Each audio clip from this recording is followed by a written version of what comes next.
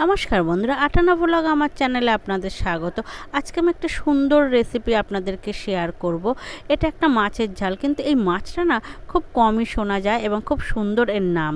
এটি কাঁচকি মাছ। কাঁচকি মাছের ঝাল অপূর্ব টেস্ট হয় এবং খেতে খুবই সুন্দর, খুবই সুন্দর মাছের ঝাল। এটা হলো কাঁচকি মাছ।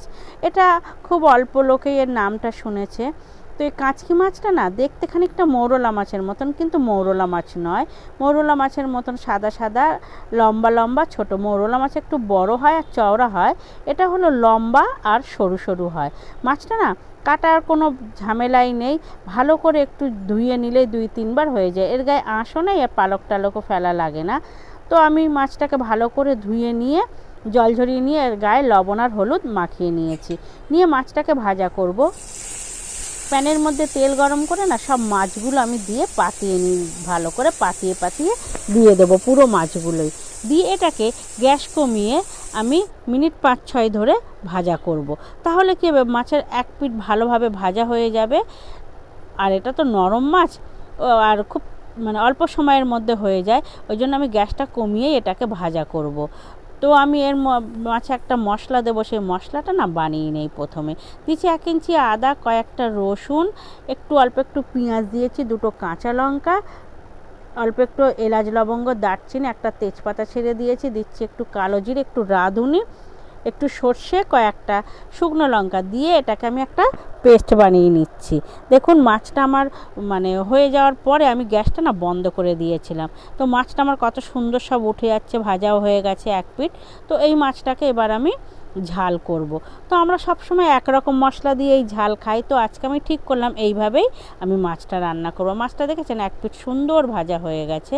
তো এই মাছটা আমি দ্বিতীয়বার রান্না করছি, আগেও একবার রান্না করেছি, এবার এটা দ্বিতীয়বার। তো এতে আমি কালো জিরে ফোড়ন দিয়েছি, দিয়ে একটা বড় সাইজের পেঁয়াজ ঝিরিঝিরি করে কুচিয়ে নিয়ে আর একটা কাঁচা লঙ্কা দিয়ে না এটাকে হালকা করে ভেজে নিচ্ছি। ভাজা হয়ে গেছে। এর মধ্যে যে আমি পেস্টটা বানিয়েছিলাম সেই পেস্টটা আমি এর মধ্যে দিয়ে দিচ্ছি, দিয়ে ভালো করে নাড়িয়ে নিচ্ছি। এতে একটু পেঁয়াজ রসুন দেওয়া আছে, তো সেই জন্য আমাকে এটাকে খুব ভালো করে কষিয়ে নিতে হবে। তো গ্যাসটা আমি একদম লো ফ্লেমে রেখেই কষাচ্ছি। এতে দিয়েছি 1 চামচ হলুদ গুঁড়ো, লঙ্কা গুঁড়ো, লবণ, আর দিচ্ছি 2 চামচ ফেটিয়ে নেওয়া টক দই। দিয়ে মশলাটাকে না খুব ভালো করে আমি কষিয়ে নিচ্ছি।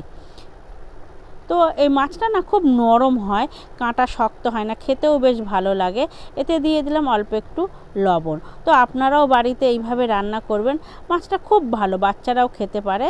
এতে অল্প জল দিয়ে দিলাম, যেহেতু মাছটা তো গ্যাস কমিয়ে আমি ভাজা করে নিয়েছি, তো সেই জন্য না, আর মাছটা খুব নরম, আর এটা আমি গা মাখা মাখা রাখবো, সেই জন্য আমি অল্প জল দিয়ে দিয়েছি। দিয়ে ঢাকা দিয়ে জলটাকে খুব ভালো করে ফুটিয়ে নিচ্ছি আমি, তাহলে মশলাগুলো সিদ্ধ হয়ে যাবে। তো এটাকে না আমি জোর দিয়েই ফুটিয়ে নিচ্ছি, গ্যাসটাকে ফুল ফ্লেমে দিয়ে। তো এটা ঝোলটা ফুটে দেখছেন তো সুন্দর কালার এসে গেছে। এই সময় আমি ভেজে রেখে দেওয়া সব মাছগুলো না এর মধ্যে আমি দিয়ে দেব। দিয়ে মাছগুলো সব আমি এর মধ্যে ঢেলে দিয়ে দিচ্ছি। দিয়ে এবারে এইটাকে আমি গ্যাসটাকে না ফুল ফ্লেমে দিয়ে মিনিট 4-5 খুব ভালো করে ফুটিয়ে নেব। ব্যাস, ফুটিয়ে নিলেই হয়ে যাবে মাছের ঝাল। এ মাছ খুব অল্প সময়ের মধ্যে হয়ে যায়। আর এই মাছটা আমি দ্বিতীয়বার করেছি, খেতে খুব ভালো লাগলো। এটা তিতর লাগে না বা কাঁটাও ফোটে না, খুব নরম মাছটা।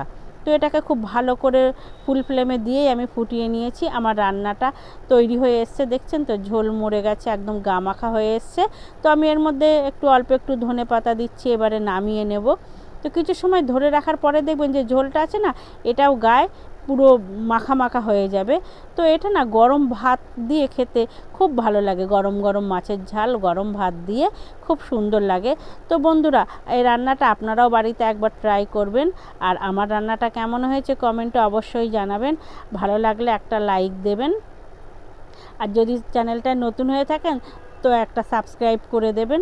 আমার রান্নাটা ভালো লাগলে একটা লাইক অবশ্যই দেবেন। তো আপনারাও বাড়িতে এইভাবে করে খাবেন, ভালো লাগে। আমরা তো সবসময় একঘেয়েমি মশলা দিয়ে মাছের ঝাল করে থাকি, তো যদি আমরা একটু ঘুরিয়ে ফিরিয়ে মশলা দিয়ে রান্না করে খাই না, তো একটু অন্য টেস্ট হয়, খুব ভালো লাগে খেতে। তো আমার রান্নাটা হয়ে গেছে। আমার রান্নাটা কেমন হয়েছে কমেন্টে অবশ্যই আপনারা জানাবেন।